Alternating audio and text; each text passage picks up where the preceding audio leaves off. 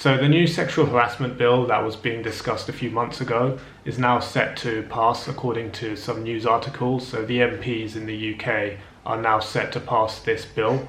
So I just kind of wanted to give some of my insights about this, just see kind of what the deal is, I guess. And yeah, how it's going to affect us. Because, I'd start off by saying that obviously, harassment, sexual harassment, if it can get reduced, then that's obviously a good thing. Because obviously girls in the UK and, well, everywhere in the world really, they do experience it. So yeah, it's a good thing if, like, obviously it can get reduced. But obviously, how does it affect us guys? And when I say us guys, I mean, guys who approach girls with genuine good intentions. Because obviously we don't want to get lumped into that same category when we know all we're trying to do is, talk to some girls, see if there's a connection, see if things can progress further.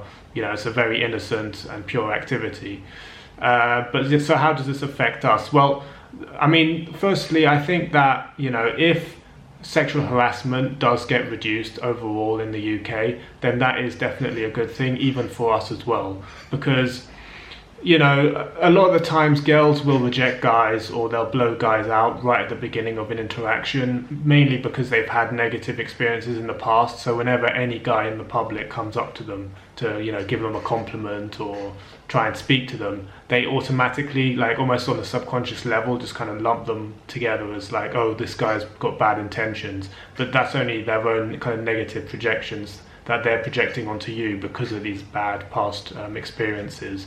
So I think that if there is a clamping down of sexual harassment, maybe there'll be less of that, and maybe it'll be easier for guys with good intentions to go in and have a good conversation and without any issues. I guess like the main thing is, that, as was mentioned before, is, there was a bit of a lack of specificity in terms of what it means to actually block someone's path or to follow someone. And, based on what I've currently read so far, there still isn't much concrete sort of stuff about that. So that kind of remains to be seen. I mean, maybe that will become transparent a bit more kind of later on. But yeah, I mean, if you're a guy in the UK and you're a little bit worried about the whole kind of blocking someone's path thing, then obviously, yeah, you don't necessarily have to do the front stop all the time.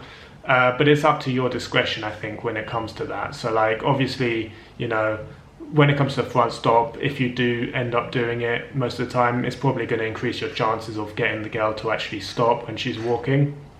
But if you don't want to do that anymore in the UK because of this, fair enough.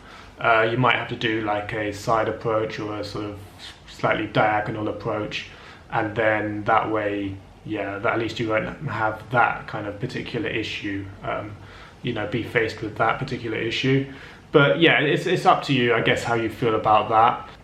I mean, what I generally do is, if I see a girl who's walking kind of in London or most places in the world, I normally do a front stop, but it'll be like a very kind of big semicircle. So it's not like some kind of thing where I like sort of pop up from behind all of a sudden and she's all like, whoa, like shocked or whatever.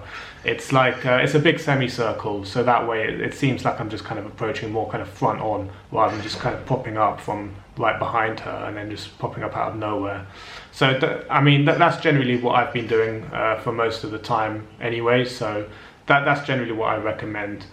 But yeah, I mean, if you're someone who's just like, nah, I'm just going to play it safe and just do side approaches or sort of diagonal approaches, then okay, fair enough. It's up to you how you feel about that, I think. So yeah, I've been actually reading through some of the documentation online and just looking through the stuff it says about the actual bill.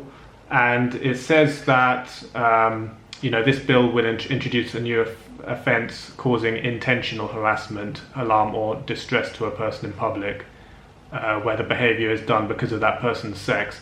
So the key word here is intentional.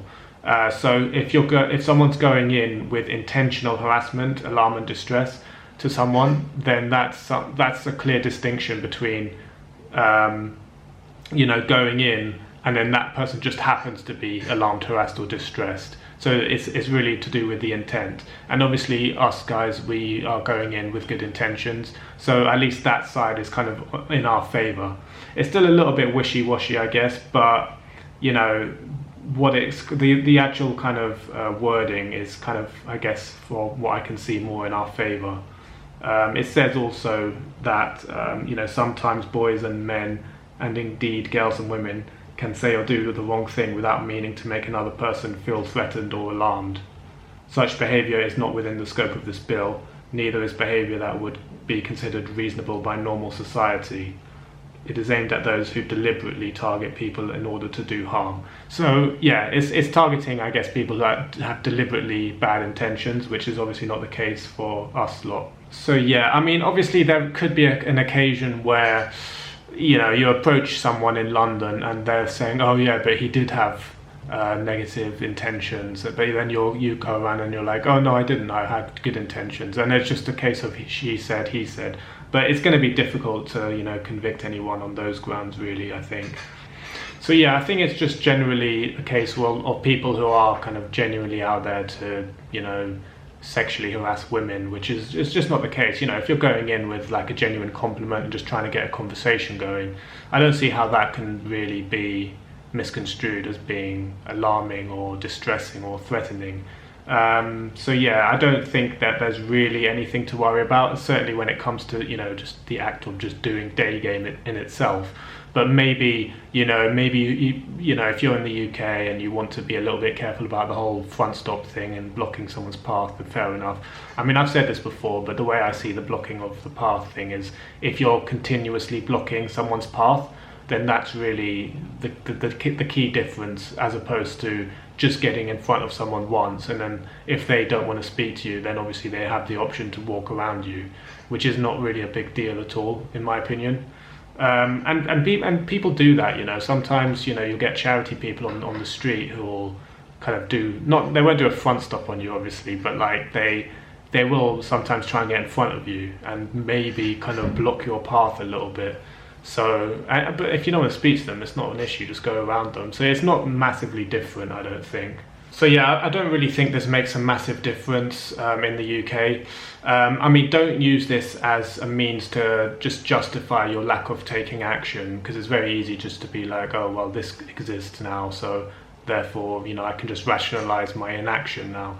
You know, don't kind of fall into that trap, because really, you know, there's so many opportunities out there in London. Even though London's not the best for dating, you know, I've said this many times, but it can still be done. It's also one of the best places to learn day game, because it's kind of it's difficult. You know, it's not the easiest place, especially compared to abroad, but it is one of the best places to actually learn dating and to get good at it. So yeah, don't use it as an excuse to not take any action anymore, because that's just silly. It can still be done, even if you have to, like, you know, adapt a little bit or you know, change what you're doing slightly. I mean, I haven't been in the UK since this bill was being discussed a few months ago, but you know, I haven't really encountered any stories or anything where, you know, the girl is like reporting guys for approaching them or anything like that. So I don't think there's massively anything to worry about. And I mean, if any of you guys have experienced something, then please let me know, and then I'll update things. And you know, because I'm happy to make a new video just to update about the situation. But yeah, I mean, I haven't encountered anything really. I mean, I was coaching one guy last year where it was actually his last approach of the day. He approaches a girl, it's a quick rejection. She just says right at the beginning, sorry, I've got a boyfriend. But it was within earshot of someone who kind of overheard, and then that person decided to intervene and say, like, excuse me, are you okay? Is this guy bothering you? That kind of thing. Which frankly was a little bit demeaning to the girl. It's a bit patronizing to the girl, as if she actually needed help in that situation. But really all that was that person obviously has their own kind of ideological worldview, which they feel the need to kind of project outwards into the world.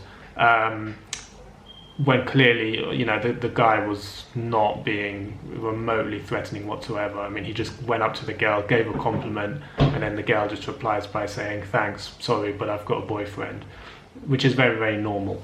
So I mean that's the only thing I've kind of witnessed recently in London in the UK. But yeah, I mean it's so trivial and it's not a big deal at all. I mean if someone intervenes like that, you know, you can just you just brush it off. It's not an issue. But yeah, I mean overall, I don't think it's such a huge deal at all. I mean you can just carry on as you were. You know, and I know that. You know, this stuff, it's coming from a good place. You know, you're going in with good intentions. You're just trying to socialize and express yourself. You know, going up to someone, giving a compliment, genuine compliment, seeing if you can get some kind of ball rolling with them, see if you can establish a connection. If so, fantastic, carry on. And if not, no worries, wish them a good day and move on. I mean, what's the harm in that, you know? So yeah, I think like it's one of those things where it's a lot to do with common sense, and yeah, I don't think that it's a big deal, and certainly you shouldn't be kind of justifying your inaction because of this. Cheers for watching. If you'd be interested in one-to-one coaching with me, where we'll go out in public and work on you approaching girls, or more generally with your social confidence, please visit my website ed-game.com.